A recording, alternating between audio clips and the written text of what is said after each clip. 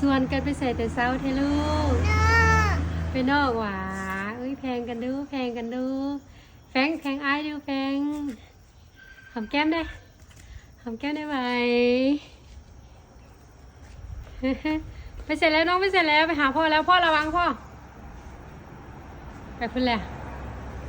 เฮ้ยตาแพงเนี่ยระวังลูกระวังลูกนั่งsit down นั่งก่อนsit down เฮ้ยบูดาวแล้วมาแล้วไปใส่เด้เกือบหลายแท้เกือบใครน่ะเกือบพ่อเพื่อนเนาะเกือบแม่เด้ก็ไม่ได้ใส่ฟิล์มเกือบภาษาอังกฤษว่าอะไรลูกฮะเกือบภาษาอังกฤษว่าอะไรชู เก่งแท้นี่คือเก่งแท้เฮ้ยเกือบให้แม่ขับใจเด้อไม่ขับใจเด้อเอาเกือบให้แม่หวาขับใจเด้อจะเกือบไปให้พ่อระวังตกได้ลูกค่อยๆลูกค่อยปี้เดี๋ยวสิพ่อเอ้ยเกือบเด้อพ่อเกือบไปแล้วเกือบเพื่อนเนาะลูกเนาะยามฝนนี้เกือบเพื่อนเนาะผู้ใดกับบุพัดเนาะเป็นห่วงหิ่งแต่ละคนนะเกือบเลยแม่นบ่ได้รัวของกันเลยของพ่อเท่าเกือบของพ่อเท่าอ่ะเกือบของพ่อเท่ามีว่ะยนเครื่องบินยนเครื่องบินยนพาพ่อไปตกเด้อระวังเด้อค่อยๆเด้อค่อยๆลูกค่อยๆเบื้องทางก่อนค่อยๆนั่นแหละค่อยๆเบาๆค่อยๆแบบนั้นแหละค่อยๆโอ้ยนั่งลมอย่างกันแต่เศร้าทะลุฮะลมอย่างกันเด้ส่วนกันไปใส่ไปนอก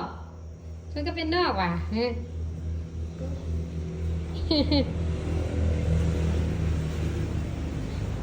นั่งลมอย่างกันแต่เช้าลูกเพิ่งส่วนกันไปใส่ไปนอกว่ะ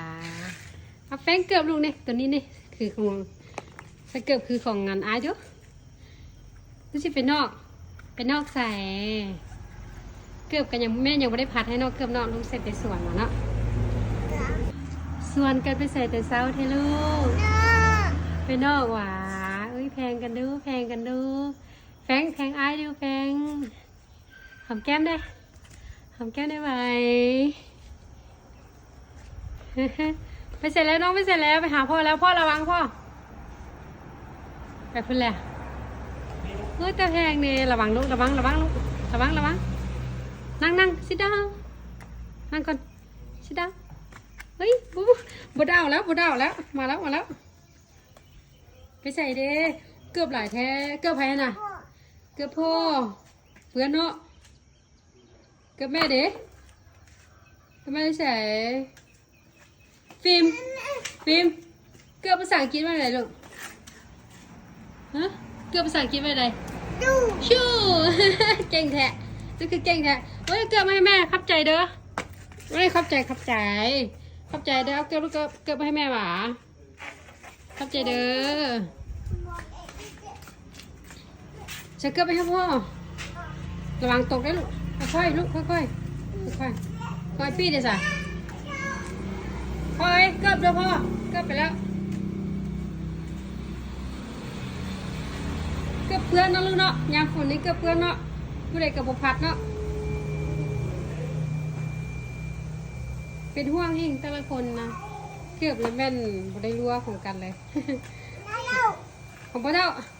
เกือบของพ่อเท่าอ่ะเกือบของพ่อเท่ามีว่ะยนเครื่องบินยนเครื่องบินยนพาพ่อไปตกเด้อระวังเด้อค่อยๆเด้อค่อยๆลูกค่อยๆเบื้องทางก่อนค่อยๆนั่นแหละค่อยๆเบาๆค่อยๆแบบนั้นแหละค่อยๆโอ้ยนั่งลมอย่างกันแต่เศร้าทะลุฮะลมอย่างกันเด้ส่วนกันไปใส่ไปนอกส่วนก็เป็นนอกว่ะ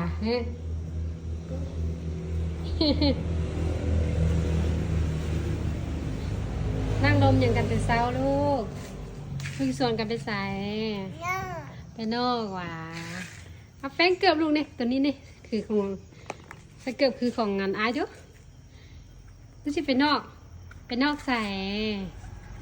เกือบกันยังแม่ยังไม่ได้พัดให้นอกเกือบนอกลูกใส่ไปสวนมาเนาะ